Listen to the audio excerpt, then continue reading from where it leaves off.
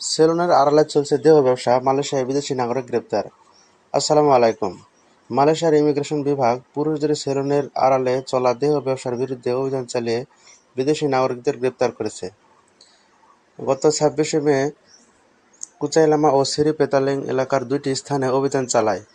সন্দেহ করা হচ্ছিল এই স্থানগুলো পুরুষদের সেলুনের আড়ালে যৌনসেবা দিচ্ছে। অভিযানে 59 জনকে জিজ্ঞাসাবাদ করা হয় এবং এর মধ্যে 48 জন ভিয়েতনাম, ইন্দোনেশিয়া, বাংলাদেশ ও লাওসের নাগরিককে বিভিন্ন ইমিগ্রেশন আইন লঙ্ঘনের দায়ে আটক করা হয়। এছাড়াও 3 জন স্থানীয় পুরুষকেও আটক করা হয়েছে, যারা গার্ড হিসেবে কাজ করছিল বলে ধারণা করা হচ্ছে। অপরাধীরা মূলত উইচ্যাট অ্যাপের মাধ্যমে গ্রাহকদের কাছে বিদেশি নারীদের ক্যাটালগ পাঠিয়ে বুকিং গ্রহণ করত। অভিযুক্ত সেলুনগুলো বিকেল 3টা থেকে রাত 2টা পর্যন্ত চালু থাকত এবং দিনে প্রায় 1500 রিঙ্গিত পর্যন্ত আয় করত বলে ধারণা করা হচ্ছে।